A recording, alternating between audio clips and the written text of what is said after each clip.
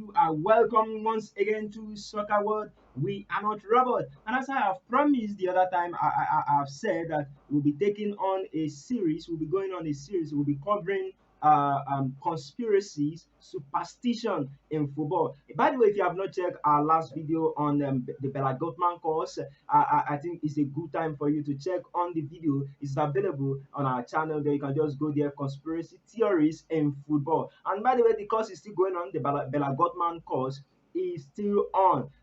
Over last week, Benfica were knocked out of the Champions League by Inter Milan, and that makes it 63 years that way. That will be 63 years, and the course is for 100 years. Said they will never win a trophy. Not until 100 years will they ever win a trophy. So we are still looking at that supposed course, how it will play out to be in the years to come. We are 63 years into the course, but right now we'll be diving straight and we'll be discussing another conspiracy theory. Are you excited about that? We'll be looking at another conspiracy theory.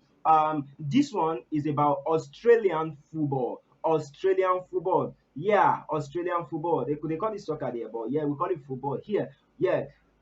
In November, it all started. You know, football fans generally, football fans and players sometimes they believe in superstition. They do things that are superstitious. For instance, a player might not change his boot for a whole season.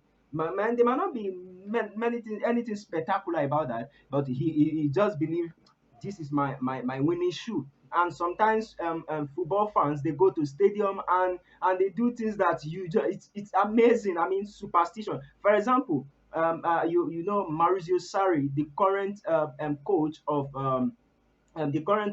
Lazio. Yeah, Lazio in Italy is a superstitious coach. I mean, for a time when he was still in the lower division, he has his own parking lot. I mean, he will never park. He will never leave that parking lot in when it comes to training. There was a particular day when he got to training and someone parked right in the spot. He shifted the car away and parked here. I mean, when they go for matches and they win, he will want the driver that drove them to that particular matches to be driving them all the time because believe that driver has some kind of good luck on them. I mean that's superstition. Now we'll be looking at the Australian football course. It all began in the year November in November 1969. Now Australia were supposed to play Rhodesia. Now, Rhodesia is now present day Zimbabwe. Rhodesia, present day Zimbabwe. They were supposed to play Rhodesia back then in 1969 in a FIFA World Cup qualifying match. They were supposed to play that match in Mozambique. In Mozambique now. Yes, so everybody expected now, Australia versus Rhodesia, but Rhodesia, which is now Zimbabwe now, everybody expected it to be a straightforward match for them. Nobody expected, it's just like because they were the favorite for the match. Australia are the favorite for the match, so no one expected anything apart from a win from Australia. But this is how it goes. They play two matches and it ended draw. They play 0-0 draw and 1-1 draw. Now it get a little messy for Australia because they were expected to win, but all of a sudden they didn't win. So now they needed to win. So local journalists in Mozambique there, local journalists there now suggested to them that they should consult a witch doctor, and I believe it is called Oyunga. I don't know whether I get the pronunciation right, but it's called Oyunga, a witch doctor in Mozambique there, and that if they can get a witch doctor, he will help them perform some kind of ritual, some kind of ritual, and they are going to win. Well, the players felt, well, this is not bad. In fact, the local journalist told them that it is a normal thing that everybody does that here, so they should not worry about the repercussion. So they succumbed to it and they went ahead and met a witch doctor. So what did the doctor do? The witch doctor just went ahead and planted bones behind one of the goalposts. So he planted bones behind one of the goalposts and he assured them that they are going to qualify. So, and how did the match went ahead? Now, Australia won the match 3-1. 3-1. They won the match 3-1, and it went as they have planned. But where did the cost now come in? Now, when the witch doctor performed the ritual for them, he told them they were going to pay him $1,000 if it goes fine.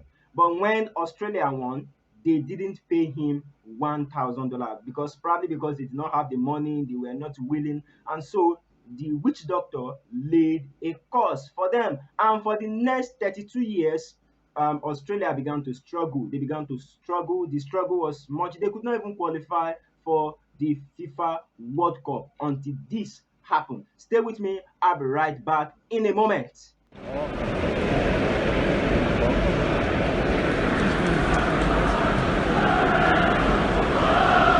Come back once again. So as I was saying that how was this course now cleansed and how was it raised from Australia, from the Australian national team? Now in 2004, when John Safran was about to start his docu series, the docu series was about it was titled Safran versus God. Someone suggested to him that he should read the autobiography of Johnny Waffran. Now, who is Johnny Waffran? Johnny Waffran was a former Australian international. In fact, in Australia, he's regarded as the father of football in Australia. So Johnny Waffran had his autobiography titled Sailors and I think Sailors, Works and Pufters, an incomplete autobiography of Johnny Waffran. So someone handed over suggested that John Safran, who is starting his documentary docu-series about Safran and God, that he should read that book. Now, that particular book, autobiography, has one chapter dedicated to the course, that particular course that we're talking about, in that particular course that we started this show with, that Australian national team were cost.